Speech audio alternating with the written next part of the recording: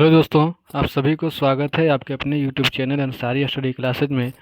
तो इस वीडियो में आप लोगों को बिहार पुलिस से संबंधित जितने जीके जीएस से जो एग्ज़ाम में आने की संभावना है, जो प्रीवियस ईयर क्वेश्चन है, सारे क्वेश्चन को मैं इस वीडियो में रिकवर करने की कोशिश किया हूं।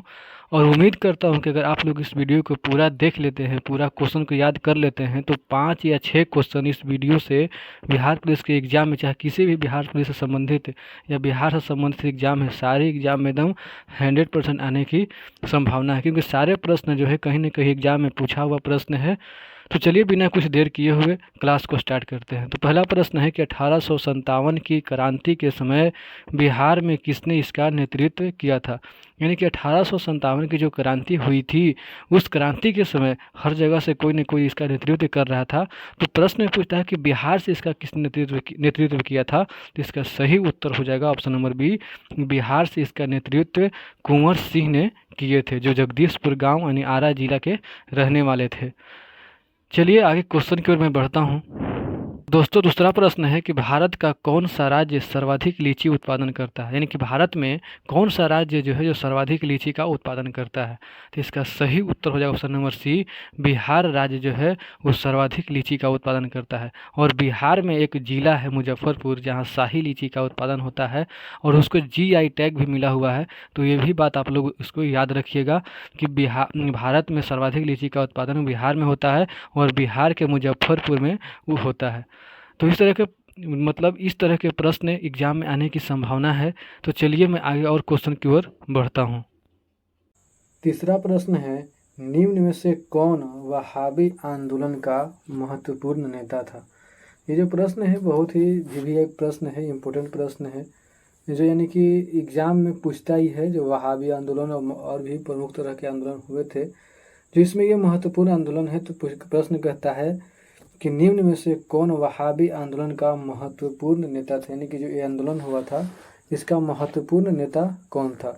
तो इसका सही उत्तर हो जाएगा option number B, Syed Ahmad इसका महत्वपूर्ण नेता थे। कौन थे? सैयद अहमद इसका महत्वपूर्ण नेता थे। चलिए और आगे क्वेश्चन की ओर मैं बढ़ता हूँ। और आगे चौथा प्रश्न है दोस्तों कि निम्न में से किस नदी को बिहार का शोक कहा जाता है। यानी कि किस नदी को बिहार का शोक कहा जाता है। तो इसका सही उत्तर हो जाएगा ऑप्शन नंबर डी, कोसी नदी को बिहार का शोक कहा जाता है। कोसी नदी को बिहार का शोक कहा जाता है। और दामोदर नदी को पश्चिम बंगाल का शोक कहा जाता है। ये सब क्वेश्चन को याद रखिएगा और ऑप्शन से ही जो है यानी कि क्वेश्चन को सोल्व करिएगा, तो आपको ज़्यादा बेनिफिट होगा और आपका माइंड ज़्यादा विकसित करेगा और क्वेश्चन को ज़्यादा अच्छे तरीके से डील कर सकेंगे। तो चौथा प्रश्न क्या कहता है कि निम्न में से किस नदी को बिहार का शोक कहा जाता है। तो इसका उत्तर हो जाएगा ऑप्शन नंबर डी, कोसी नदी को बिहार का शोक कहा जाता है। दोस्तों, इस वीडियो में मैं आप लोगों को बिहार पुलिस से रिलेटेड संबंधित ऐसे ऐसे क्वेश्चन कराऊंगा कि इस वीडियो से अगर बिहार पुलिस के एग्जाम में प्रश्न ना आए, ऐसा हो ही नहीं सकता है। आप वीडियो को पूरा देखिए और फिर उसके बाद एग्ज़ाम देने जाइए और उसके बाद फिर मेरे चैनल पर आकर कमेंट जरूर कीजिएगा कि हाँ कितना प्रश्न लड़ा कि नहीं लड़ा। क्योंकि मैं सारे ऐसे प्रश्न को लाया हूँ जो कहीं ना कहीं एग्जाम में पूछा हुआ है और प्रीवियस ईयर बिहार पुलिस में भी पूछा हुआ है और सारे प्रश्न जो है वो बिहार से रिलेटेड है। तो ये भी एक बनता है बहुत बड़ा कि जो बिहार से रिलेटेड है, तो बिहार के पुलिस एग्जाम में ज़्यादा बिहार से रिलेटेड संबंधित प्रश्न ही पूछा जाता है। तो चलिए मैं आगे क्वेश्चन की ओर बढ़ता हूँ। और आगे दोस्तों पांचवा प्रश्न है मेरे साथियों कि निम्न में से किस प्रकार की मिट्टी से बिहार का अधिकांश क्षेत्र आच्छादित है। आच्छादित कहने का मतलब है कि बिहार में अधिकांश क्षेत्र पर कौन सा मिट्टी पाया जाता है। तो बिहार में यानी कि कहा जाता है शोक, कोसी नदी को बिहार का शोक नदी कहा जाता है। तो जो मतलब बाढ़ के द्वारा जो मिट्टी आती है उसको जलोढ़ मिट्टी कहते हैं। तो यानी कि वही हो जाएगा ऑप्शन नंबर सी, गद्दारी मिट्टी या जलोढ़ मिट्टी इसको कहते हैं। यानी कि इसको क्या कहते हैं, गद्दारी मिट्टी या जलोढ़ मिट्टी है। यानी कि प्रश्न का उत्तर हो जाएगा कि निम्न में से किस प्रकार की मिट्टी से बिहार का अधिकांश क्षेत्र आच्छादित है। तो इसका उत्तर हो जाएगा गद्दारी मिट्टी से आच्छादित है, यानी कि उससे ज़्यादा फैला हुआ है। तो चलिए आगे क्वेश्चन की ओर मैं बढ़ता हूँ, छठे क्वेश्चन की तरफ। और मैं छठा क्वेश्चन की तरफ बढ़ने से पहले मैं आप लोगों को कुछ प्रमुख GI टैग के बारे में बता देता हूँ जो महत्वपूर्ण है, यानी कि एग्जाम में पूछने की संभावना है। तो मिथिला मखाना को GI टैग प्राप्त है। क्या प्राप्त है? मिथिला मखाना को जीआई टैग प्राप्त है। मधुबनी पेंटिंग को जीआई टैग प्राप्त है। जीआई का मतलब होता है जियोग्राफिकल इंडिकेटर, यानी कि उसका एक जियोग्राफिकल संकेत, भौगोलिक संकेत मिल जाता है। और तीसरा है जर्दालू आम को बिहार में जीआई टैग मिला हुआ। ये सारे बिहार का ही है। शाही लीची, यानी कि जो प्रश्न पूछा था कि भारत में सबसे ज़्यादा लीची कहाँ पाया जाता है, तो वही यानी कि उत्तर हुआ था बिहार में, तो वही है शाही लीची। यानी कि बिहार के मुजफ्फरपुर में शाही लीची का उत्पादन बहुत ही अच्छे भंडार में होता है, उसको भी यानी कि जीआई टैग मिला हुआ है। तो ये आप लोग याद रखिएगा, और भी आगे मैं महत्वपूर्ण क्वेश्चन को कराऊंगा जिसको आप लोग याद करेंगे तो एग्जाम के पॉइंट ऑफ व्यू से आप लोगों के लिए बहुत अच्छा होगा। तो चलिए साथियों, आप लोग मेरे साथ बने रहिए और आगे मैं क्वेश्चन की ओर बढ़ता हूँ। और यहाँ भी सब इम्पोर्टेंट पॉइंट्स है, यानी कि जो VVI है, यानी कि वेरी वेरी इंपॉर्टेंट पॉइंट्स है। तो क्या पॉइंट्स है कि गंगा नदी बिहार में 12 जिलों से गुजरती है। देखिए कितने बढ़िया प्रश्न है कि गंगा नदी जो है बिहार में 12 जिलों से गुजरती है। यानी कि गंगा नदी जो है बिहार में कितने जिलों से गुजरती है? तो 12 जिलों से गुजरती है। ये बहुत ही यानी कि महत्वपूर्ण है, जानकारी रखना भी चाहिए। और आगे महत्वपूर्ण पॉइंट है कि गंगा नदी बिहार में बक्सर जिला से प्रवेश करती है। यानी कि अगर मान लीजिए गंगा नदी बाहर से कहीं से बहते आ रही है, तो बिहार में अगर प्रवेश कर रही है तो किस जिला से प्रवेश कर रही है? बहुत ही यानी कि एक महत्वपूर्ण क्वेश्चन बन जाता है, अगर आप लोग ध्यान में रखें तो इसका उत्तर हो जाएगा कि बक्सर जिला से बिहार में प्रवेश करती है। किस जिला से प्रवेश करती है? तो बक्सर जिला से प्रवेश करती है। और आगे पॉइंट है कि भारत में गंगा नदी की कुल लंबाई 2525 किलोमीटर है। यानी कि 2525 किलोमीटर जो है भारत में गंगा नदी की कुल लंबाई, यानी कि भारत में जो गंगा नदी बहती है ये विदेशों, बाहर देशों में बहता है। तो भारत में कितना इसका लंबाई है? तो भारत में इसका लंबाई 2525 किलोमीटर है, जो आप लोग को बहुत ही महत्वपूर्ण है। याद करने का कोई इसमें ट्रिक लगाने की कोई ज़रूरत है नहीं, क्योंकि दोनों 25-25 है, तो 25-25 यानी कि 2525 किलोमीटर है। और आगे इंपॉर्टेंट पॉइंट्स है कि बिहार में गंगा नदी की कुल लंबाई कितना है? यानी कि अगर भारत में तो मान लेते हैं 2525 किलोमीटर है, और उसी प्रकार प्रश्न बनता है कि बिहार में कितना इसका लंबाई है, क्योंकि गंगा नदी बिहार में भी बहता है और बिहार में बहुत ज़्यादा मात्रा में बहता है। तो बिहार में गंगा नदी की कुल लंबाई 445 किलोमीटर कितना है दोस्तों? 445 किलोमीटर। भारत में 2525 किलोमीटर और बिहार में 445 किलोमीटर गंगा नदी बहती है। और आगे प्रश्न है कि बिहार में गंगा नदी सबसे ज़्यादा पटना जिले से गुजरती है। यानी कि पटना जिला में जैसे मतलब इम्पोर्टेंट पॉइंट्स क्या है कि गंगा नदी बिहार में 12 जिलों से गुजरता है। कितना जिलों से गुजरता है? 12 जिलों से गुजरता है। गंगा नदी बिहार में कितने जिलों से गुजरता है? 12 जिलों से गुजरता है। तो ये जो 12 जिलों से गुजरता है, तो सबसे ज़्यादा किस जिला से गुजरता है? तो इसका उत्तर हो जाएगा मतलब पटना जिलों में सबसे ज़्यादा गुजरता है। तो आप लोग ये दोनों पॉइंट्स ख्याल रखिएगा कि भारत में गंगा नदी की लंबाई कितना है, तो इसका उत्तर हो जाएगा 2525 किलोमीटर। और बिहार में गंगा नदी की लंबाई कितना है? तो 445 किलोमीटर। और सारे पॉइंट्स इंपॉर्टेंट ही हैं, बिल्कुल ही आपको सटीक एग्जाम के पॉइंट ऑफ व्यू से एकदम महत्वपूर्ण मैं कह रहा हूँ कि बार बार कह रहा हूँ कि आप लोग इतना महत्वपूर्ण क्वेश्चन है कि आप लोग याद रखिएगा तो एग्जाम में एकदम लड़ेगा, 100% लड़ेगा। तो चलिए मैं आगे आपको और क्वेश्चन की तरफ बढ़ता हूँ। एक और सम इम्पोर्टेंट पॉइंट्स में रह गया है कि गंगा नदी की सबसे लंबी सहायक नदी यमुना नदी है। यानी कि गंगा नदी में बहुत सारी नदियां आकर के मिलती है, उसको सहायक नदी कहते हैं। पूछेगा प्रश्न में सहायक नदी किसको कहते हैं? तो जो नदी यानी कि गंगा नदी में आकर मिल जाता है उसको सहायक नदी कहते हैं। या फिर और भी नदी जो है और किसी नदी में मिल जाता है तो उसको सहायक नदी कहते हैं। देखिए सहायक नदी को जो मतलब नाम पड़ता है वो किस आधार पर पड़ता है कि मान लीजिए कोई एक नदी इधर से आ रहा है और कोई एक नदी इधर से आ रहा है, तो मान लीजिए कि ये नदी इसमें आकर मिल गया और ये मिलने के बाद इसका जो चौड़ाई है और इसका जो गहराई है, दोनों मतलब चौड़ाई गहराई इसी का ज़्यादा रह गया, तो ये नदी जो आगे बढ़ेगा वो इसी नाम से आगे बढ़ेगा। आप लोगों को उम्मीद करते समझ में आ रहा होगा।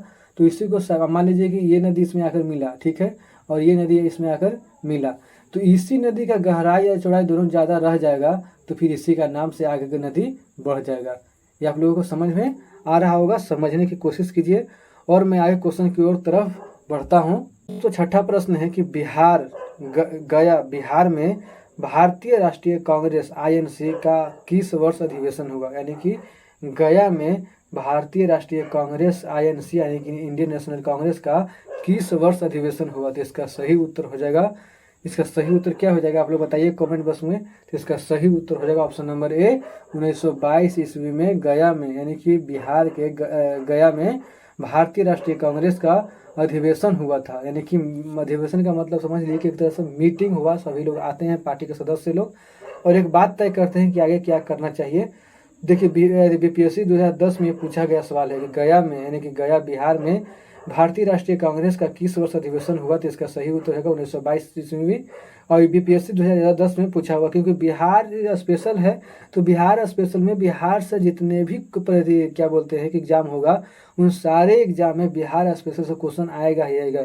और ये जितने भी मैं क्वेश्चन करवा रहा हूँ, ये बिहार के जितने भी एग्जाम आप देंगे, शायद सभी एग्जाम में इसमें से मैं सभी प्रश्न का दावा तो नहीं कर सकता हूँ, लेकिन कुछ न कुछ प्रश्न इसमें से जरूर आएगा, ये 100% मैं कहता हूँ। तो चलिए और मैं आगे क्वेश्चन की तरफ बढ़ता हूँ। और आगे क्वेश्चन की तरफ बढ़ने से पहले दोस्तों, मैं आपको कुछ इंपॉर्टेंट पॉइंट्स, इम्पोर्टेंट बिंदु है उसको मैं पढ़ाना चाहता हूँ। इसका है कि कांग्रेस की स्थापना 1885 ईस्वी में ए.ओ. ह्यूम ने किया। यानी कि कांग्रेस की स्थापना किसने किया, तो कांग्रेस की स्थापना ए.ओ. ह्यूम ने किया। और कब किया, तो 1885 ईस्वी में किया। और 1885 ईस्वी में कांग्रेस का पहला अधिवेशन मुंबई में हुआ। जब इसका स्थापना हुआ तो उसी साल इसका एक अधिवेशन होता है, मीटिंग होता है। वो कहाँ पे होता है, तो वो मुंबई में होता है। कहाँ पे होता है, मुंबई में होता है। और आगे इंपॉर्टेंट पॉइंट्स ये है कि 1916 में लखनऊ में अधिवेशन हुआ। यानी कि 1916 में लखनऊ में अधिवेशन हुआ। और इस अधिवेशन में, लखनऊ अधिवेशन में, नरम दल और गरम दल आपस में मिल जाते हैं। यानी कि क्या होता है कि किसी कारण के वजह से पार्टी में बिखराव हो जाता है। और पार्टी में बिखराव हो जाता है तो पार्टी में दो भाग हो जाते हैं, एक हो जाता है नरम दल और एक हो जाता है गरम दल। फिर लखनऊ अधिवेशन होता है 1916 ईस्वी में, और दोनों नरम दल और गरम दल आपस में मिल जाते हैं कि पार्टी को फिर से आगे बढ़ाना है। तो इस तरह से आप लोगों को समझ में आ रहा होगा दोस्तों। और वीडियो को अच्छा लगे तो लाइक शेयर जरूर कीजिएगा। सब चैनल पर अगर नए हैं तो सब्सक्राइब जरूर कीजिएगा। और मतलब इसको, चैनल को, वीडियो को ज़्यादा से ज़्यादा देखिए, चैनल को सब्सक्राइब कीजिए, शेयर कीजिए वीडियो को। चलिए मैं आगे क्वेश्चन की तरफ बढ़ता हूँ। और आगे दोस्तों प्रश्न है, 7वां प्रश्न है कि वर्तमान बिहार में जिलों की संख्या कितनी है। यानी कि वर्तमान बिहार में, अभी बिहार में जो है, बिहार में जिलों की संख्या, यानी वर्तमान में, प्रेजेंट में बिहार में जिलों की संख्या कितनी है। तो इसका सही उत्तर हो जाएगा ऑप्शन नंबर बी। यानी कि बिहार में अभी टोटल 29 जिला है। कितना जिला है, 29 जिला है। बिहार के 7 जिला नेपाल के साथ सीमा बनाता है।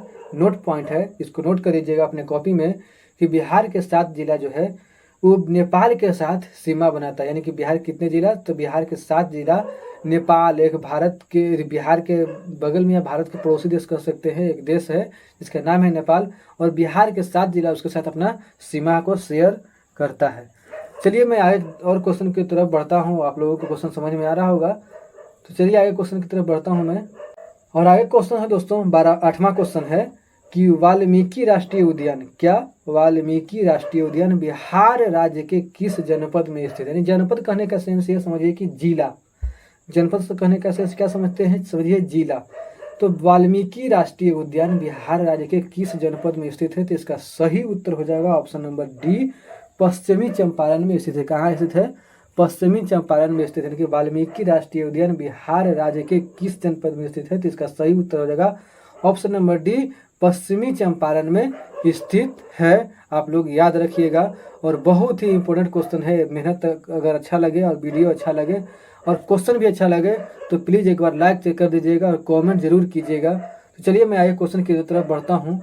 और 9वां प्रश्न है दोस्तों कि बिहार में कुल कितने मंडल संभाग है। यानी कि मंडल को संभाग भी कहते हैं। तो पूरा प्रश्न कहता है कि बिहार में कुल कितने मंडल संभाग हैं, तो इसका सही उत्तर हो जाएगा ऑप्शन नंबर सी, बिहार में कुल 9 मंडल है। कितने मंडल है, बिहार में कुल 9 मंडल हैं। तो बिहार में प्रखंड कितना है, तो बिहार में 534 प्रखंड है। कितना प्रखंड है बिहार में, तो बिहार में अभी टोटल प्रखंड 534 है। और अनुमंडल बिहार में टोटल कितना है, 101 है। बिहार में अनुमंडल की संख्या 101 है। बिहार में प्रखंड की संख्या 534 है। और बिहार में मंडल की संख्या 9, यानी कि 9 मंडल में बिहार में शासन किया जाता है। यानी कि मंडल से ही शासन किया जाता है कि इस मंडल से कौन शासन करेगा। तो बिहार में 9 मंडल में शासन किया जाता है। तो बिहार में कुल कितने मंडल है, तो बिहार में 9 मंडल है। और बिहार में प्रखंड की संख्या 534 है। बिहार में अनुमंडल की संख्या 101 है। और बिहार में जिला की संख्या कितना है, 38 है। कितना है बिहार में जिला की संख्या, तो बिहार में जिला की संख्या 38 है। चलिए मैं आगे क्वेश्चन की तरफ बढ़ता हूँ। आप लोगों को उम्मीद करता हूँ कि समझ में आ रहा होगा। और आगे दोस्तों 10वां प्रश्न है कि बिहार दिवस किस तिथि को मनाया जाता है। बिहार दिवस किस तिथि को मनाया जाता है, तो इसका सही उत्तर हो जाएगा बिहार दिवस 22 मार्च को मनाया जाता है। 22 मार्च 1912 ईस्वी को बिहार की स्थापना हुआ था, तो इसी के खुशी में बिहार दिवस को 22 मार्च को मनाया जाता है। कब मनाया जाता है, ऑप्शन नंबर डी इसका उत्तर हो जाएगा कि बिहार दिवस किस तिथि को मनाया जाता है, तो इसका सही उत्तर हो जाएगा ऑप्शन नंबर डी 22 मार्च को बिहार दिवस मनाया जाता है। इसको आप लोग याद रखिएगा, क्योंकि बिहार स्पेशल बिहार का एग्जाम है, बिहार पुलिस का एग्जाम है, तो बिहार स्पेशल से क्वेश्चन पूछेगा ही पूछेगा, तो इसको याद रखिएगा। और ये एग्जाम मैंने शायद 2018 या 19 वाला एग्जाम में ये पूछा था प्रश्न, तो आप लोग इसको याद रखिएगा। चलिए मैं आगे क्वेश्चन की तरफ बढ़ता हूँ। और आगे दोस्तों प्रश्न है 11वां प्रश्न है, जो बहुत ही इम्पोर्टेंट प्रश्न है। ये बहुत ही क्या है, इम्पोर्टेंट प्रश्न है। अब इम्पोर्टेंट प्रश्न कैसे है, क्योंकि ये प्रश्न बिहार पुलिस 2012 में पूछा हुआ प्रश्न है। क्या है, बिहार पुलिस 2012 में पूछा हुआ प्रश्न, इसलिए बहुत ही इम्पोर्टेंट है। क्योंकि प्रीवियस कितना क्वेश्चन बनाने का फुर्सत है, जो क्वेश्चन पीछे पूछा हुआ उसी क्वेश्चन से उलट पलट इधर उधर करके आप क्वेश्चन दे देता है। तो जो प्रीवियस ईयर क्वेश्चन है उसको एकदम आप लोग एकदम रट्टा मार दीजिए, एकदम नहीं भूलना है। तो चलिए 11वां प्रश्न क्या है कि बिहार के किस व्यक्ति ने महात्मा गांधी को चंपारण आने का न्योता दिया था। यानी कि बिहार से जो शुरुआत करता है वो आगे पूरा हिंदुस्तान में अपना परचम लहराता है, और हिंदुस्तान के साथ साथ विदेशों में भी अपना परचम लहराता है। तो गांधी जी का पहला आंदोलन बिहार से ही शुरू हुआ था, और आज देखिए उनको देश तो उनको बापू मानता ही है, और विदेशों में उनकी प्रतिमा लगाकर पूजा की जाती है। तो इसलिए प्रश्न की तरफ बढ़ते हैं, और प्रश्न कहता है कि बिहार के किस व्यक्ति ने महात्मा गांधी जी को चंपारण आने का न्योता दिया था। ऐसे थोड़ी है कि आकर कहीं भी आपने क्या बोलते हैं कि कहीं भी आपको कोई भी बात के बारे में पता है कि यहाँ पे ऐसे हो रहा चलती है, वहाँ पे आ जाकर आंदोलन कर देते। नहीं, जब तक उस जगह का प्रॉब्लम के कोई भी व्यक्ति आपको बताएगा नहीं और वो आपको बुलाएगा नहीं, तो आप कैसे जानिएगा। तो उसी तरह से प्रश्न कहता है कि बिहार के किस व्यक्ति ने महात्मा गांधी जी को चंपारण आने का न्योता दिया था। तो इसका सही उत्तर हो जाएगा ऑप्शन नंबर ए, राजकुमार शुक्ल ने। राजकुमार शुक्ल ने इनके चरणों में जाकर गिर गया और बोला इनको कि आइए महाराज, हमारे बिहार में 3 कठिया मजदूर पर जो है, यानी कि 1 बीघा में 3 कट्ठा मजदूर की जमीन पे खेती किया करवाता था अंग्रेज, इसको समाप्त करने के लिए मतलब उनको बुलाया था। तो महात्मा गांधी जी ने राजकुमार शुक्ल के कहने पर बिहार में आए थे और ये आंदोलन किए थे। तो वही प्रश्न है कि बिहार के किस व्यक्ति ने महात्मा गांधी जी को चंपारण आने का न्योता दिया था। इसका उत्तर हो जाएगा ऑप्शन नंबर ए, राजकुमार शुक्ल ने इसका न्योता दिया था। ये क्वेश्चन जो है बिहार पुलिस 2012 में पूछा हुआ है, तो आप लोग इसको याद रखिएगा। और चलिए मैं आगे क्वेश्चन की तरफ बढ़ता हूँ। और आगे क्वेश्चन है 12वां क्वेश्चन है कि निम्न में से बिहार का कौन सा जिला, यानी कि निम्न में से बिहार का कौन सा जिला सर्वाधिक लीची उत्पादन करता है। ये मैंने आप लोगों को पहले ही बताया हूँ कि बिहार में कौन सा जिला आप लोगों को जो है उस सबसे ज़्यादा लीची का उत्पादन करता है। तो इसका सही उत्तर हो जाएगा ऑप्शन नंबर ए, मुजफ्फरपुर जो है बिहार में सर्वाधिक लीची का उत्पादन करता है। और यहाँ जो लीची होता है उसको लीची का नाम है शाही लीची, जिसको जीआई टैग भी मिला हुआ। क्या मिला हुआ है, जीआई टैग भी मिला हुआ, जो बहुत ही समझिए कि इंपॉर्टेंट पॉइंट्स है कि जीआई टैग बिहार में मुजफ्फरपुर की लीची को मिला हुआ है। ये आप लोग को इंपॉर्टेंट पॉइंट्स है, इसको याद कर रखिएगा। तो चलिए मैं आगे क्वेश्चन की तरफ बढ़ता हूँ। और आगे क्वेश्चन 13वां क्वेश्चन है कि कैमूर क्या कहता है, कैमूर वन्य जीव अभयारण्य, यानी कि कैमूर वन्य जीव अभयारण्य बिहार राज्य के किस जनपद में स्थित है। यानी कि कहता है कि कैमूर वन्य जीव अभयारण्य, कैमूर वन्य जीव अभयारण्य बिहार राज्य के किस जनपद में स्थित है। तो आप लोगों को पहले ही बताया हूँ कि जनपद का मतलब मान लीजिए जिला, जनपद का मतलब क्या मान लीजिए जिला किस जनपद में स्थित है। तो इसका सही उत्तर हो जाएगा ऑप्शन नंबर ए, कैमूर जनपद में स्थित है। कहाँ स्थित है, कैमूर जनपद में स्थित है। तो प्रश्न क्या कहता है कि कैमूर वन्य जीव अभयारण्य बिहार राज्य के किस जनपद में स्थित है। जिसका सही उत्तर हो जाएगा ऑप्शन नंबर ए, कैमूर जनपद में स्थित है। और मैं आगे क्वेश्चन की तरफ बढ़ता हूँ। और मेरे साथियों आगे 14वां प्रश्न है कि गांधी जी ने चंपारण सत्याग्रह किस वर्ष किया था। यानी कि गांधी जी जो हैं वो चंपारण, यानी कि बिहार में चंपारण सत्याग्रह जो यानी कि राजकुमार शुक्ल ने इनको बुलाकर लाया था, तो इन्होंने कब किया था। तो इसका सही उत्तर हो जाएगा ऑप्शन नंबर डी, यानी कि 1917। देखिए यहाँ पे ऑप्शन मिसिंग है, 1907 लिखा हुआ है, तो इसको जो है यानी कि सुधार लीजिए और कर दीजिए क्या 1917 यानी कि 1917 जो है, थोड़ा सा ऑप्शन मिस्टेक हो जाता है लिखने में, तो कोई बात नहीं, घबराने की बात नहीं है, हमको याद है। तो गांधी जी ने चंपारण सत्याग्रह किस वर्ष किया था? तो इसका सही उत्तर हो जाएगा ऑप्शन नंबर डी, 1917 ईस्वी में किया था। कब किया था? 1917 ईस्वी में जो है गांधी जी ने चंपारण सत्याग्रह करते हैं। तो ठीक है, ये जो क्वेश्चन है बीपीएससी 2014 में पूछा हुआ प्रश्न है, तो इसको याद रखिएगा। और जो प्रश्न पहले बीपीएससी में पूछा था वो बिहार पुलिस में पूछ रहा है, तो धीरे धीरे क्वेश्चन का लेवल हाई होता जा रहा है। तो इस बात को आप लोग ख्याल रखिएगा कि बीपीएससी वाला बीपीएससी के जो प्रीवियस से क्वेश्चन पूछा हुआ है, जो मतलब आप लोगों को थोड़ा सा ईजी है, उस समझिए कि बिहार पुलिस में क्वेश्चन आएगा ही आएगा। इस बात को आप लोग ख्याल रखिएगा। तो चलिए मैं 15वां क्वेश्चन की तरफ बढ़ता हूँ साथियों। और मेरे साथी 15वां क्वेश्चन है कि बिहार की राजभाषा क्या है, यानी कि राज करने का भाषा क्या है, यानी कि बिहार में जो मतलब ऑफिशियल जिसको बोल सकते हैं कि ऑफिशियल हर जगह पे कौन सी भाषा बोली जाती है, किस भाषा में, जैसे ऑफिस में ये जो माने सरकारी भाषा क्या है। तो इस बात को मतलब पूछता है कि बिहार की राजभाषा क्या है। तो इसका सही उत्तर हो जाएगा, आप लोगों सभी को पता होना चाहिए कि बिहार की राजभाषा क्या है। तो इसका सही उत्तर हो जाएगा ऑप्शन नंबर ए, इस बिहार की राजभाषा क्या है? हिंदी है। बिहार की राजभाषा क्या है? हिंदी है। इसको याद रखिएगा, ये बहुत ही वीवीआई प्रश्न है कि इधर मतलब पूछ सकता है, ज़्यादा संभावना है इस बार इसको पूछने का, तो इसको याद रखिएगा। चलिए आगे क्वेश्चन की तरफ बढ़ता हूँ। और आगे क्वेश्चन है 16वां क्वेश्चन है कि शेर शाह सूरी का मकबरा कहाँ स्थित है? यानी कि शेर शाह सूरी यानी कि बिहार के थे, जिन्होंने हुमायूं को चौसा के और कन्नौज के युद्ध में हरा कर इनको यानी कि जो है हिंदुस्तान से नामो निशान मिटा दिया था। एक ऐसा शेर थे जिनको यानी कि इन्होंने ग्रैंड ट्रंक रोड बना दिया, इन्होंने रुपया चलाया, इन्होंने ही रुपया चलाया। जो अभी तक रुपया का जो प्रचलित है, ये रुपया इन्होंने ही चलाया है। तो ये बहुत बड़े हस्ती है, इनसे क्वेश्चन आने की संभावना 100% है। कितना? 100% है। तो क्वेश्चन कहता है कि शेर शाह सूरी का मकबरा कहाँ स्थित है? तो इसका सही उत्तर हो जाएगा option number B, Sher Shah का मकबरा सासाराम में स्थित है। कहाँ स्थित है? सासाराम में स्थित है। शेर शाह का मकबरा, शेर शाह सूरी का मकबरा कहाँ स्थित है? तो सासाराम में स्थित है। और शेर शाह सूरी का बेटा का क्या नाम है? सिकंदर शाह सूरी, जो एक योग्य शासक नहीं थे, अयोग्य शासक थे। इनके बेटा क्या बोलते हैं, सिकंदर शाह सूरी। और शेर शाह सूरी जो है यानी कि ये युद्ध के दौरान जो है यानी कि बम का गोला जो फेंके थे, तो टकरा करके और इनके ही गोदाम में गिर गया था, जिसकी वजह से इनकी मृत्यु हो गई थी। इस बात को भी याद रखिएगा। तो चलिए दोस्तों मैं आगे क्वेश्चन की ओर तरफ बढ़ता हूँ, यानी कि 17वां क्वेश्चन की तरफ।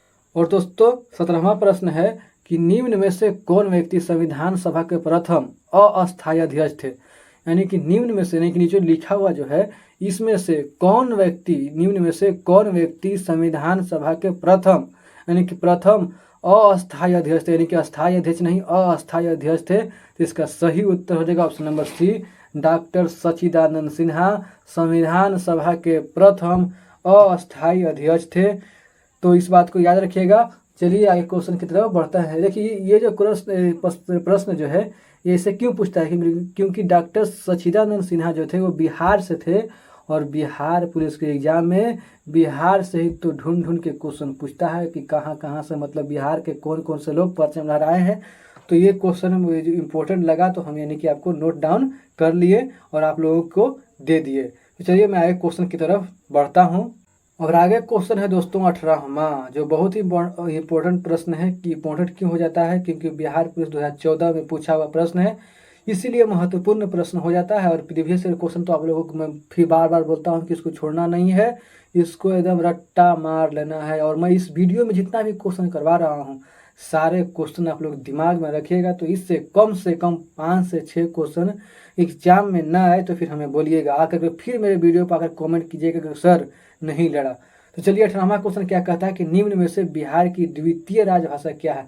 यानी कि पहली राजभाषा है हिंदी, और पूछता है कि निम्न में से बिहार की द्वितीय राजभाषा क्या है? तो इसका सही उत्तर हो जाएगा ऑप्शन नंबर बी, बिहार का द्वितीय राजभाषा क्या है? उर्दू है। बिहार की द्वितीय राजभाषा क्या है? उर्दू है।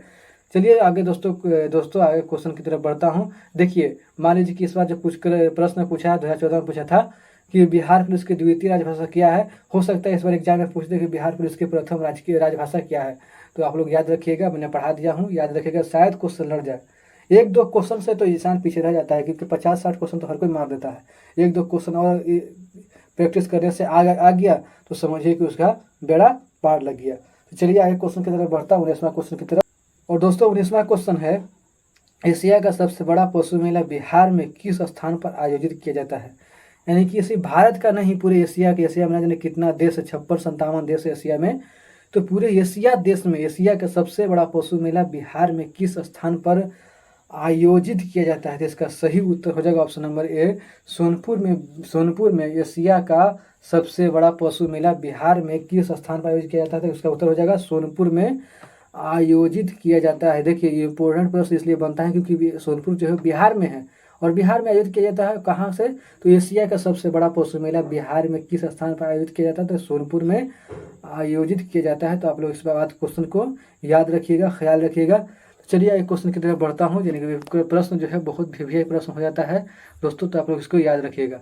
चलिए दोस्तों एक क्वेश्चन की तरफ बढ़ता हूँ मैं, और आगे क्वेश्चन है बिस्मा। तो बिस्मा प्रश्न है कि भारत में निम्नलिखित किस राज्य की सीमा बिहार के अधिकतम जिलों को स्पर्श करती है? यानी कि भारत में निम्नलिखित किस राज्य की सीमा, यानी कि भारत में मौजूद किस राज्य की सीमा बिहार के अधिकतम जिलों को स्पर्श करती है? यानी कि जो पड़ोसी राज्य बगल का जो राज्य होगा वही तो स्पर्श करेगा। जिसके पड़ोसी में कौन कौन है? तो उत्तर प्रदेश है और झारखंड है। तो भारत में निम्नलिखित में से, यानी कि नीचे जो लिखा हुआ यही में से किस राज्य की सीमा बिहार के अधिकतम जिलों को स्पर्श करती है? तो उत्तर प्रदेश। किसको? उत्तर प्रदेश और झारखंड का जो सीमा है वो बिहार के अधिकतम जिलों के साथ स्पर्श करता है, यानी कि उसको छूता है। तो चलिए आप लोगों को क्वेश्चन समझ में आ रहा होगा, तो इसका उत्तर हो जाएगा सी विकल्प ए और बी। इसका उत्तर क्या हो जाएगा? ऑप्शन नंबर सी विकल्प ए और बी दोनों। चलिए आगे क्वेश्चन की तरफ बढ़ता हूँ, और आगे 21वां क्वेश्चन है, झारखंड राज्य बिहार से कब पृथक हुआ था? पृथक का मतलब होता है कि कब अलग हुआ था। तो झारखंड राज्य बिहार से कब पृथक हुआ था?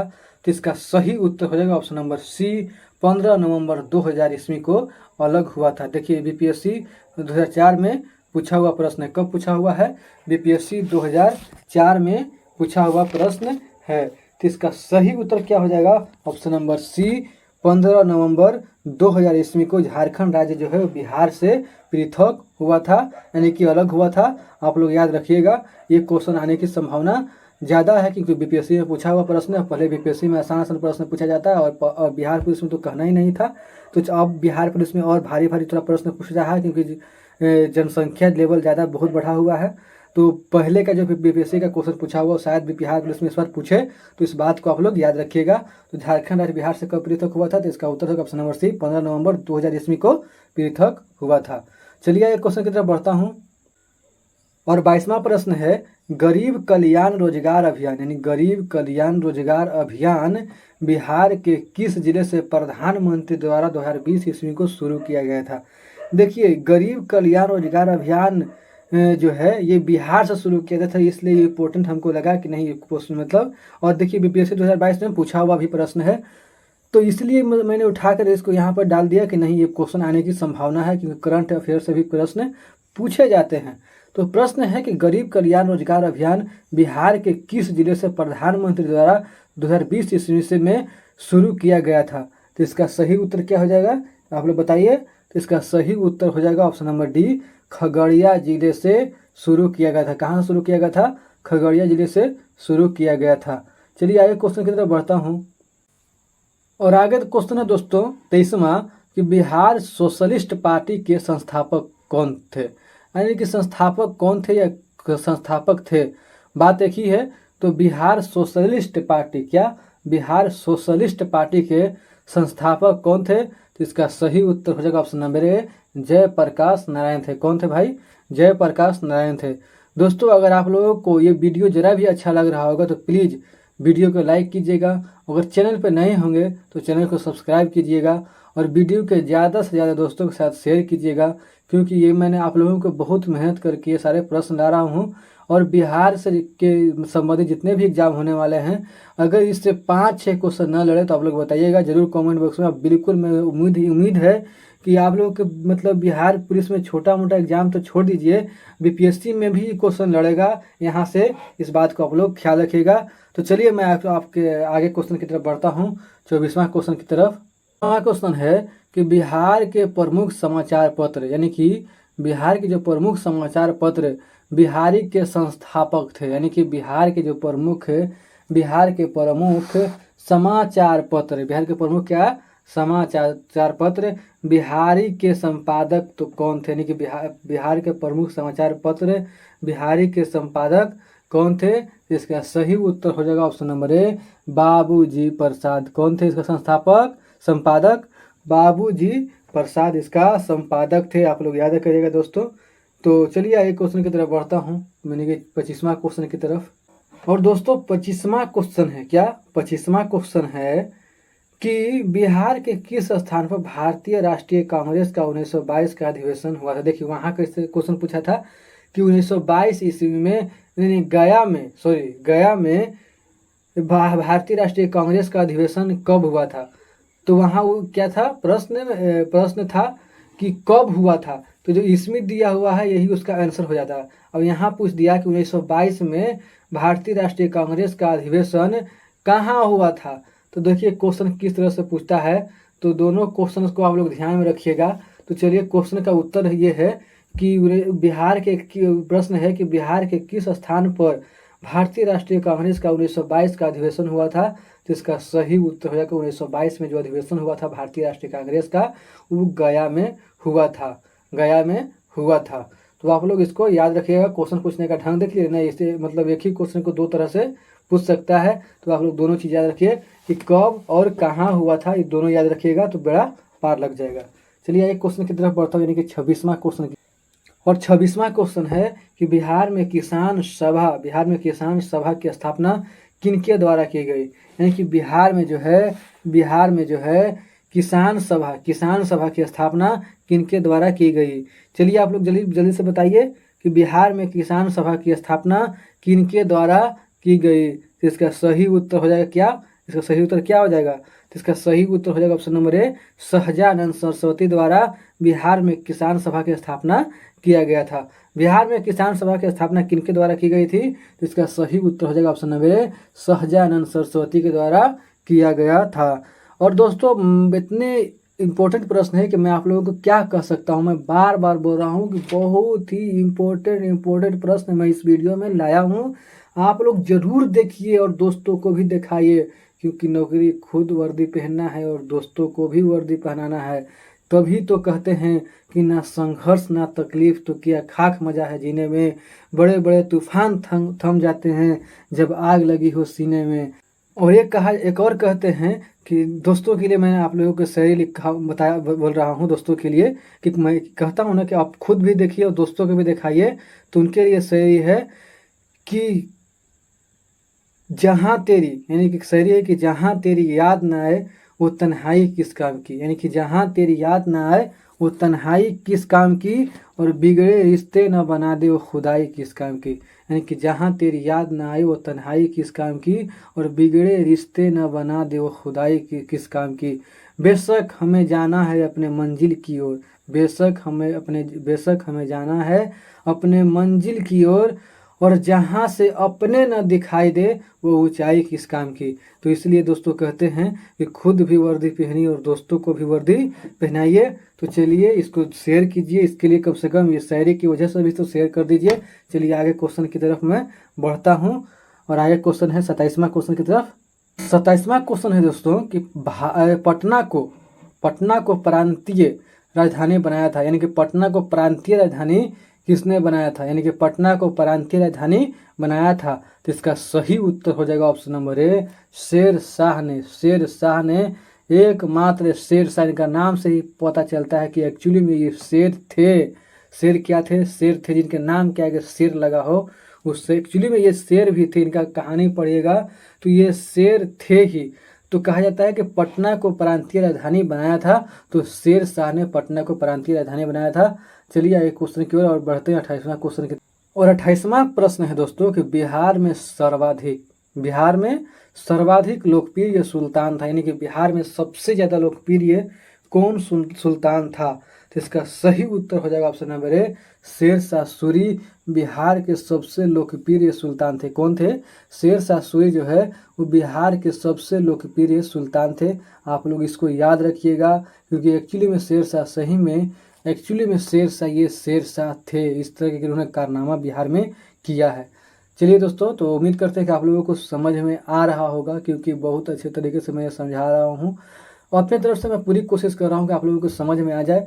और हर गुरु यही चाहता है कि जो पढ़े और पढ़ा हुआ उसको रिजल्ट हो जाए। तो चलिए आगे क्वेश्चन की ओर हम बढ़ते हैं। आगे क्वेश्चन है 29वां।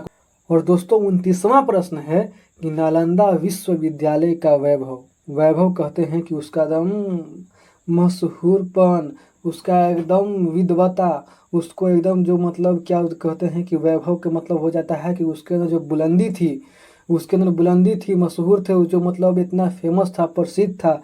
तो ही कहता है कि नालंदा विश्वविद्यालय का वैभव किसके हाथों नष्ट हुआ। यानी कि नालंदा विश्वविद्यालय के नष्ट करने वाले, एक शब्द में समझिए कि नालंदा विश्वविद्यालय को किसने नष्ट कर दिया। तो इसका सही उत्तर हो जाएगा ऑप्शन नंबर ए, बख्तियार खिलजी जो है ये नालंदा विश्वविद्यालय के नष्ट कर दिया। ऐसे ऐसे राजा आए हैं जो बिहार को बर्बाद करके चले गए हैं। तो चलिए हम लोगों को तो क्वेश्चन को याद करना है, पहले के राजा क्या किए नहीं किए। अभी भी राजा वही सब कर रहा है, सब लूटने के चक्कर में लगा हुआ। हम लोग बस अपना वर्दी लेना है। चलिए आगे क्वेश्चन की तरफ बढ़ते हैं।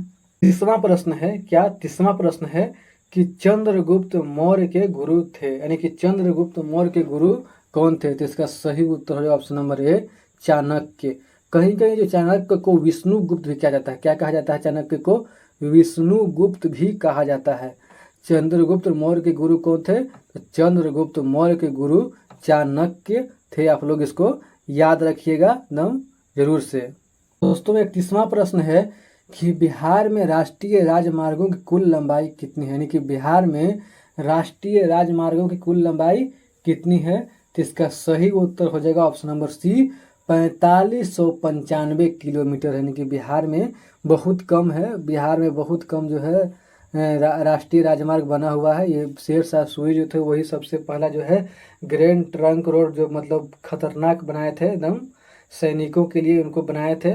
तो बहुत बेहतरीन बनाए थे। उसके बाद फिर तो बिहार में समझिए कि वही वैसा सा अगर बिहार में नेता पैदा होते तो शायद अभी बिहार का स्थिति कुछ और ही रहता। तो इसका उत्तर हो जाएगा कि बिहार में राष्ट्रीय राजमार्ग की कुल लंबाई कितना है। तो इसका उत्तर हो जाएगा 4595 किलोमीटर। देखिए याद मतलब करने का कोई ट्रिक है नहीं, 4595 आसानी से याद हो जाएगा। और भारत में गंगा नदी की लंबाई कितना है। तो वहाँ भी एकदम आसानी है, 2525 किलोमीटर, 2525 किलोमीटर। और यहाँ है कि बिहार में राष्ट्रीय राजमार्गों की कुल लंबाई कितना है। तो 4595 किलोमीटर है। और देखिए ये जो प्रश्न है वो बीपीएससी 2017 में पूछा हुआ है। बीपीएससी 2017 में पूछा हुआ है। तो आप लोग जरूर से इसको याद रखिएगा, शायद इस बार बिहार पुलिस में पूछ दे। तो चलिए आगे क्वेश्चन की तरफ बढ़ता हूँ। और दोस्तों आगे क्वेश्चन है 32वां। आगे क्वेश्चन क्या है 32वां क्वेश्चन है जो बहुत ही इम्पोर्टेंट क्वेश्चन है, बहुत ही महत्वपूर्ण प्रश्न साथियों, कि बिहार सरकार को डिजिटल इंडिया अवार्ड, यानी कि बिहार सरकार को मिला था, क्या मिला था? डिजिटल इंडिया अवार्ड 2020 किस लिए दिया गया था। यानी कि बिहार सरकार को डिजिटल अवार्ड इंडिया अवार्ड 2020 किस लिए दिया गया था। तो इनको जो दिया गया था वो कोविड-19 यानी कि लॉकडाउन के दौरान बिहार के बाहर फंसे लोगों को सेवाएं की वजह से इनको दिया गया था। यानी कि कोविड-19 के दौरान जो बिहार के बाहर फंसे लोगों थे उनको 1000 रुपया बिहार सरकार ने पर व्यक्ति को दिया था। इसलिए बिहार सरकार को डिजिटल इंडिया अवार्ड 2020 से सम्मानित किया गया। और ये क्वेश्चन बीपीएससी 2022 में पूछा हुआ है दोस्तों।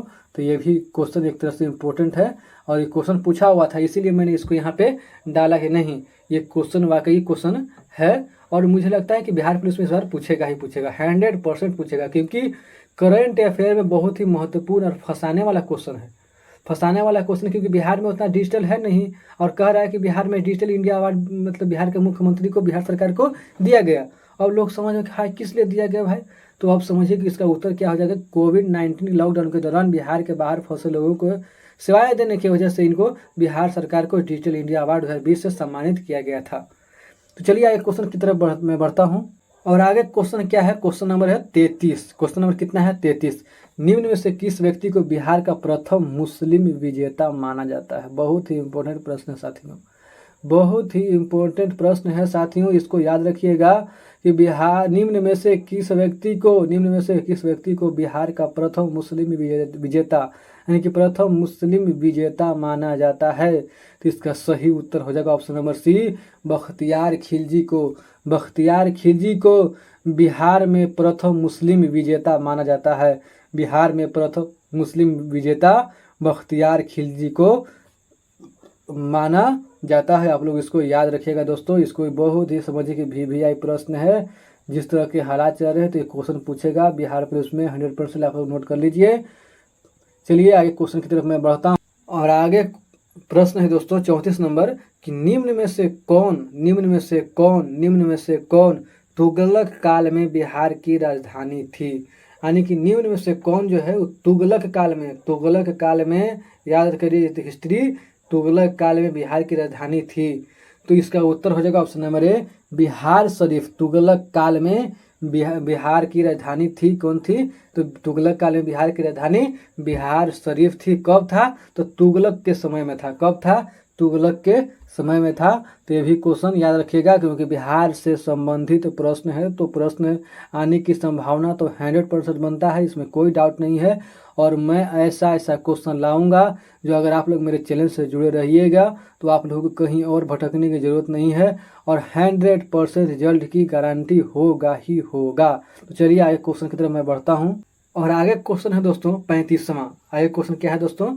35वां कि अंग्रेजी ईस्ट इंडिया कंपनी के प्रमुख के रूप में, अंग्रेजी ईस्ट इंडिया कंपनी के प्रमुख के रूप में प्रथम बार पटना में किसकी नियुक्ति हुई थी? यानी कि अंग्रेजी ईस्ट इंडिया कंपनी के प्रमुख के रूप में, यानी कि अंग्रेजी ईस्ट इंडिया कंपनी के प्रमुख के रूप में प्रथम बार पटना में किसकी नियुक्ति हुई थी? तो इसका सही उत्तर हो जाएगा दोस्तों ऑप्शन नंबर क्या हो जाएगा? सी, जॉब चारनॉक को नियुक्ति हुई थी। किसको हुई थी? जॉब चारनॉक को नियुक्ति हुई थी।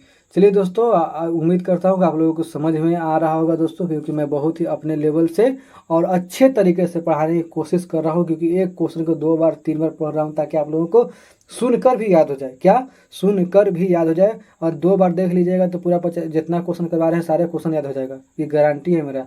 चलिए आगे क्वेश्चन की तरफ मैं बढ़ता हूँ और आगे क्वेश्चन है दोस्तों 36वां। आगे क्वेश्चन कितना है दोस्तों? 36वां क्वेश्चन है कि पटना विश्वविद्यालय की स्थापना किस वर्ष हुई थी? यानी कि पटना जो यूनिवर्सिटी है, पटना विश्वविद्यालय है, इसका स्थापना कब हुआ था? तो इसका स्थापना हुआ था 1 अक्टूबर 1917 ईस्वी को हुआ था। 1 अक्टूबर 1917 ईस्वी को हुआ था। कब हुआ था दोस्तों?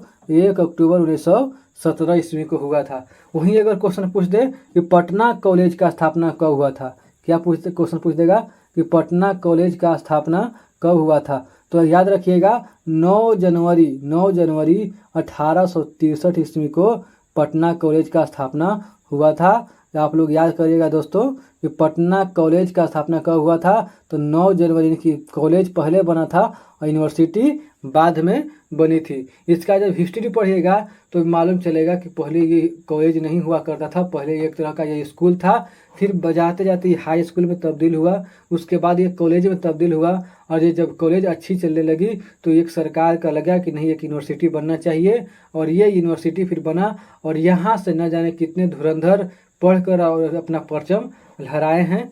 तो चलिए आप लोगों को इसका उत्तर क्या हो जाएगा कि पटना विश्वविद्यालय की स्थापना किस वर्ष हुई थी? तो 1 अक्टूबर 1917 ईस्वी को हुई थी। तो ऑप्शन नंबर डी 1917 ईस्वी। ठीक है दोस्तों, उम्मीद करते हैं आप लोगों को समझ में आ रहा होगा दोस्तों। चलिए साथियों आगे बढ़ता हूँ और दोस्तों देखिए 37वां प्रश्न। क्या दोस्तों? 37वां प्रश्न जो बहुत ही महत्वपूर्ण है। एक समझिए कि बदमाशी से क्वेश्चन है, जो मतलब समझिए कि गोलीबारी हुआ तो बदमाशी ही है। तो प्रश्न है कि सचिवालय गोलीबारी की घटना किस तिथि को घटित हुई थी? यानी कि सचिवालय पर जो गोली चला था वो किस तिथि को चला था? तो प्रश्न है कि सचिवालय गोलीबारी की घटना, यानी कि सचिवालय पर जो गोली चला था, सचिवालय गोलीबारी की घटना किस तिथि को घटित हुई थी? किस तिथि को घटित हुई थी? तो इसका सही उत्तर हो जाएगा ऑप्शन नंबर बी 11 अगस्त 1942 ईस्वी को घटित हुई थी। कब घटित हुआ था? 11 अगस्त 1942 ईस्वी को घटित हुआ था। जो सचिवालय गोलीबारी घटना कब किस तिथि को घटित हुई थी? तो 11 अगस्त 1942 ईस्वी को घटित हुई थी। चलिए दोस्तों आगे क्वेश्चन की तरफ बढ़ता हूँ, 38वां क्वेश्चन की तरफ। और दोस्तों 38वां प्रश्न है, क्या दोस्तों 38वां प्रश्न है कि नकटी बांध पक्षी अभयारण्य कि नकटी बांध पक्षी अभयारण्य बिहार के किस जनपद में स्थित है? यानी कि नकटी बांध पक्षी अभयारण्य बिहार के किस जनपद में स्थित है? तो इसका सही उत्तर हो जाएगा ऑप्शन नंबर बी, जमुई में स्थित है। और अभी जमुई से सांसद कौन है? तो अभी जमुई से सांसद हैं चिराग पासवान, रामविलास पासवान के बेटे अभी जमुई से सांसद हैं। तो यही प्रश्न है कि नकटी बांध पक्षी अभयारण्य बिहार के किस जनपद में स्थित है? तो इसका उत्तर हो जाएगा ऑप्शन नंबर बी, जमुई जनपद में स्थित है। चलिए आगे क्वेश्चन की तरफ बढ़ता हूँ, 39वां क्वेश्चन की ओर।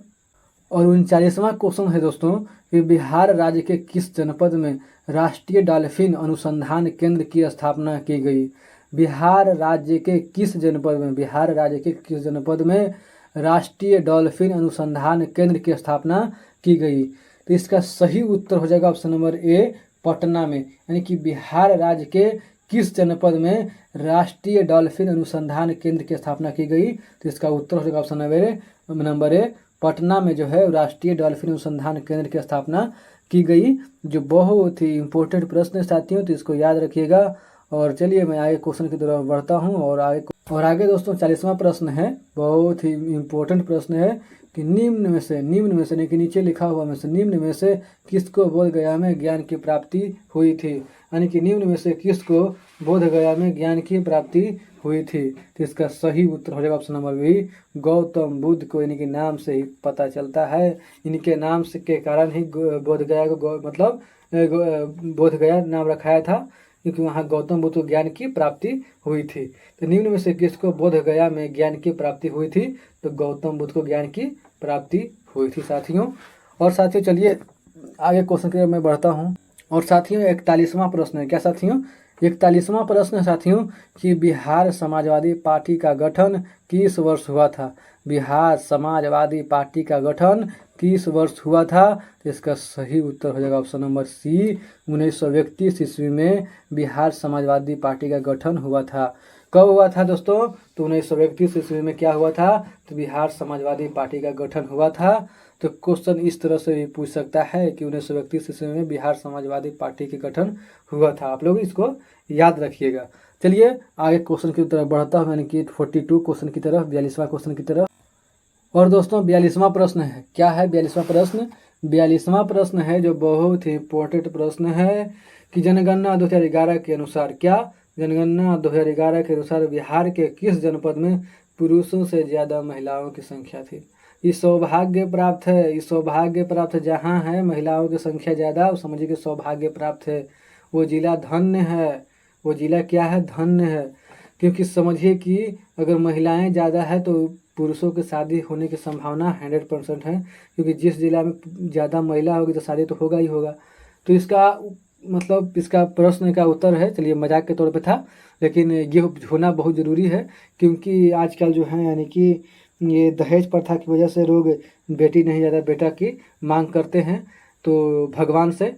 तो प्रश्न ये है 42वां कि जनगणना 2011 के अनुसार बिहार के किस जनपद में पुरुषों से ज़्यादा महिलाओं की संख्या है?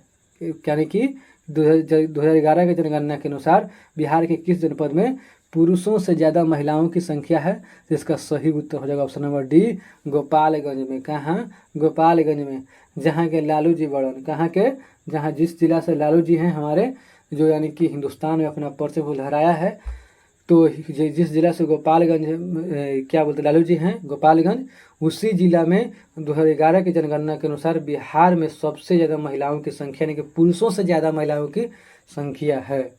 चलिए आगे क्वेश्चन की तरफ मैं बढ़ता हूँ। 43वां प्रश्न है, क्या? 43वां प्रश्न है कि बिहार के पेंटिंग विधा कौन सी? यानी कि बिहार के पेंटिंग विधा कौन सी है? तो बिहार के पेंटिंग विधा मधुबनी पेंटिंग विधा है। इसका उत्तर हो जाएगा ऑप्शन नंबर ए, बिहार की पेंटिंग विधा कौन सी है? तो बिहार के पेंटिंग विधा मधुबनी है। चलिए इसमें कुछ ज़्यादा कुछ है नहीं, चलिए आगे क्वेश्चन की तरफ मैं बढ़ता हूँ। तो दोस्तों 44वां प्रश्न है कि निम्न में से कौन सा एक मूर्ति शिल्प मौर्य काल का नहीं है। और नहीं है तो ये तो क्वेश्चन बहुत ही इम्पोर्टेंट हो जाता है, क्योंकि नहीं है तो आपको जो जानते हो सबको याद करना पड़ेगा, जो नहीं है उसको छांटना पड़ेगा। तो इस तरह के क्वेश्चन अभी एग्जाम में पूछने लगा है। अब एकदम एग्जाम इतना टफ करने लगा है धीरे धीरे कि लड़के को एकदम परेशान करने लगा है, एकदम परेशान करने की नीयत से है। अब कहता है कि अब आपको सब और 3 गो ऑप्शन जानना पड़ेगा, और नहीं है उसको छांटना पड़ेगा। पहले क्या था कि एगो जान गया उसको छांट दिया, अब 3 गो जानिए तब छांटिएगा। सोचिए कितना इंपॉर्टेंट होगा, 2 गो एक्स्ट्रा याद करिए। अब तो ये प्रश्न कहता है कि निम्न में से कौन सा एक मूर्ति शिल्प मौर्य काल का नहीं है। तो इसका सही उत्तर हो जाएगा ऑप्शन नंबर बी, धौली हस्ती। क्या? धौली हस्ती मूर्ति मौर्य काल का नहीं है। धौली हस्ती मूर्ति मौर्य काल का नहीं है। बाकी सारनाथ, सिंह शीर्ष, मथुरा से प्राप्त खड़ी मूर्ति और रामपुरवा वीर सब सारे के सारे जो है मूर्ति शिल्प वो मौर्य काल का ही है, और धौली हस्ती मौर्य काल का नहीं है। तो अब इस तरह का प्रश्न पूछने लगा है। अभी जो कि बीपीएससी 2013 में पूछा हुआ है, और ये मान लीजिए कि बिहार पुलिस इस बार पूछने की संभावना बनता है। तो इसको आप लोग क्या कीजिए कि बिहार पुलिस में पूछने की संभावना है, तो इसको आप लोग याद कर लीजिए। शास्त्रीय रिक्वेस्ट है। और इस बार जो है कहते हैं कि पिता की फिक्र को फख्र में इस बार बदलना है, और इस बार दम बदल कर ही रहना है। चलिए आगे क्वेश्चन की तरफ मैं बढ़ता हूँ। और दोस्तों आगे है 45वां प्रश्न। आगे क्या है? 45वां प्रश्न है कि बिहार में सॉरी प्रश्न क्या कहता है कि प्राचीन भारत में पालागल क्या था। यानी कि प्राचीन भारत में पालागल मान लीजिए कि कहा जाता है पालागल, तो पालागल क्या था। तो प्राचीन भारत में पालागल क्या था, तो इसका सही उत्तर हो जाएगा प्राचीन भारत में पालागल क्या था, तो संदेशवाहक था। यानी कि संदेश को पहुंचाने वाले को प्राचीन भारत में पालागल कहते ना, संदेशवाहक वाला आया है। और पहले क्या कहते थे, पालागल कहते थे। पहले मतलब कबूतर के जरिए भी संदेश भेजे जाते थे। तो उसी तरह से एक प्राचीन भारत में पालागल भी था, जो यानी कि संदेश को पहुंचाने वाला था। तो चलिए आगे क्वेश्चन की तरफ बढ़ता हूं, यानी कि 46वां क्वेश्चन की। और दोस्तों 46 यानी कि 46वां प्रश्न है कि निम्न में से कौन सा नाटक कालिदास द्वारा रचित नहीं है। देखिए और 3 गो याद करिए कि कालिदास द्वारा जो रचित है वो कौन कौन है। अति जो है वो ठीक है, और जो नहीं है उसको फिर छाटिए। तो इस तरह का प्रश्न एग्जाम में पूछेगा। अब इस तरह के एग्जाम आने की संभावना है। भी क्वेश्चन को क्या कीजिए कि VVI लगा लीजिए। इस तरह के क्वेश्चन को क्या कर लीजिए, आप VVI लगा लीजिए। अब एक क्वेश्चन नहीं ऑप्शन नहीं है, 3 ऑप्शन आपको याद करना पड़ेगा। तो निम्नलिखित में से कौन सा नाटक कालिदास द्वारा रचित नहीं है। तो इसका सही उत्तर हो जाएगा, इसका सही उत्तर क्या हो जाएगा, इसका सही उत्तर होगा ऑप्शन नंबर डी, उषा परिणयम। क्या हो जाएगा उसका उत्तर, उषा परिणयम जो है वो कालिदास द्वारा रचित नहीं है, बल्कि बाकी सभी मालविकाग्नि मित्रम, विज्ञान संभवम और कुमार संभवन, ये सारे के सारे जो है वो कालिदास के द्वारा रचित है। और दोस्तों 47वां प्रश्न है कि किसको हराने के बाद शेरशाह ने खुद को भारत का शासक घोषित किया। यानी कि जब दूसरे को हराएगा तो जाहिर सी बात है कि खुद को कोई भी अपने आप को सुल्तान घोषित कर ही लेगा। तो यही कहता है कि किसको हराने के बाद शेरशाह ने खुद को भारत का शासक घोषित कर लिया था। तो किसको हराया था, तो 2 बार हुमायूं को हराया था, और हुमायूं को हराने के बाद ही इन्होंने खुद को अपने शासक घोषित कर लिया था। तो इसका उत्तर हो जाएगा ऑप्शन नंबर ए कि हुमायूं को हराने के बाद शेरशाह ने खुद को भारत का शासक घोषित कर लिया था। चलिए आगे क्वेश्चन की तरफ बढ़ते हैं, यानी कि 48वां क्वेश्चन की ओर। और 48वां प्रश्न है दोस्तों कि किस सुल्तान के शासन काल में यह स्पष्ट हुआ कि उत्तरी भारत एक अलग राज्य दिल्ली सल्तनत होगा। लिखिए ये पहले ही हर चीज इंसान भाप लेता है कि अगर सरकार बनेगा तो क्या होगा। तो किसके काल में ही पता चल गया था कि किस सुल्तान के शासन काल में यह स्पष्ट हुआ कि उत्तरी भारत एक अलग राज्य होगा। तो इसका सही उत्तर हो जाएगा ऑप्शन नंबर सी, इल्तुतमिश के शासन काल में यह पता चल गया था कि उत्तरी भारत जो है एक अलग राज्य यानी कि दिल्ली सल्तनत हो जाएगा। क्या हो जाएगा? किसके राज्य में? तो इल्तुतमिश के शासनकाल में ये पता चल गया था। बहुत ही इंपॉर्टेंट प्रश्न है साथियों। इस तरह के क्वेश्चन एकदम, ये तो एकदम पक्का क्वेश्चन पूछेगा बिहार पुलिस में, तो इस बार पक्का क्वेश्चन पूछेगा ये वाला। इसको याद कर ही लीजिए, तभी पक्का पूछेगा, 100% पूछेगा। चलिए आगे क्वेश्चन की तरफ मैं बढ़ता हूँ। आगे क्वेश्चन है दोस्तों 49वां, कितना? 49वां क्वेश्चन है कि प्रसिद्ध भारत छोड़ो प्रस्ताव कब पारित हुआ? क्या? प्रसिद्ध भारत छोड़ो प्रस्ताव कब पारित हुआ? तो इसका सही उत्तर हो जाएगा 8 अगस्त 1942 को। कब? यानी कि भारत छोड़ो, जो प्रसिद्ध भारत छोड़ो प्रस्ताव है, ये कब पारित हुआ? तो 8 अगस्त 1942 को पारित हुआ। कब पारित हुआ? तो प्रसिद्ध भारत छोड़ो प्रस्ताव 8 अगस्त 1942 को पारित हो गया। तो आप लोग याद रखिएगा कि प्रसिद्ध भारत छोड़ो जो प्रस्ताव है कब पारित हुआ? तो 8 अगस्त 1942 को पारित हुआ। ये बहुत इंपॉर्टेंट प्रश्न है साथियों, इसको याद रख लीजिएगा। अब चलिए आगे क्वेश्चन की तरफ मैं बढ़ता हूँ, और शायद लगता है कि 50 क्वेश्चन के बाद लास्ट हो जाए, तो चलिए देखते हैं। और आगे दोस्तों 50वां प्रश्न है कि बंगाल के विभाजन के विरुद्ध, यानी क्या कहता है प्रश्न कि बंगाल के विभाजन के विरुद्ध निम्नलिखित में से कौन सा आंदोलन आरंभ किया गया? यानी कि बंगाल के विभाजन के विरुद्ध निम्नलिखित में से कौन सा आंदोलन आरंभ किया गया? यानी कि जब बंगाल का विभाजन हुआ तो इसके विरुद्ध में निम्नलिखित में से कौन सा आंदोलन आरंभ किया गया? तो इसका सही उत्तर होगा ऑप्शन नंबर ए, स्वदेशी आंदोलन। यानी कि सब कुछ करेंगे तो देश के करेंगे, यहीं जीना है यहीं मरना, वही कहते हैं स्वदेशी आंदोलन। जब बंगाल विभाजन हुआ तो इसके विरोध में निम्नलिखित में से कौन सा आंदोलन आरंभ किया गया? तो इसका सही उत्तर होगा ऑप्शन नंबर ए, स्वदेशी आंदोलन को आरंभ किया गया। तो उम्मीद करते हैं साथियों कि जितने भी क्वेश्चन कराए हैं आप लोगों को पसंद आया होगा। और दोस्तों अगर पसंद आया होगा तो अपने भाई समझ के, अपने सर समझ के, अपने गुरु समझ के, अपने जो भी समझ के, आपको जो समझना है समझ करके, और इस चैनल को सब्सक्राइब कीजिए अगर आप लोग नए हैं तो। और अगर पुराने हैं तो दोस्तों के साथ शेयर कीजिए। अगर पहली बार देख रहे हैं तो प्लीज़ सब्सक्राइब कर दीजिए, वीडियो को लाइक करिए और एक अच्छा सा कमेंट भी कर दीजिए, ताकि मैं मोटिवेट होता रहूं। और मैं कहता हूं दोस्तों कि इतना अच्छे से मैं प्रश्न लाया हूं कि शायद आप लोग इसको फॉलो करें, आप इसको याद करें, और मेरे चैनल पर अगर आप जुड़े रहें तो इस बार सफलता आपकी कदम चूमेगी। कहते हैं ना कि तैयारी इतनी खामोशी से करिए कि सफलता शोर मचा दे। क्या? तैयारी इतनी खामोशी से करिए कि सफलता शोर मचा दे। तो ठीक है दोस्तों, आज के लिए लगता है कि इतना ही होगा। The end. क्या? The end. ठीक है दोस्तों, तो आज के लिए इतना ही रहने देते हैं और मिलते हैं फिर नेक्स्ट क्लास में। तब तक के लिए जय हिंद, और प्लीज़ सपोर्ट ज़रूर कीजिए एक बार। तो मिलते हैं नेक्स्ट क्लास में, तब तक के लिए जय हिंद। अपना ख्याल रखिए और माँ बाप का सेवा कीजिए। तब तक के लिए जय हिंद, जय भारत।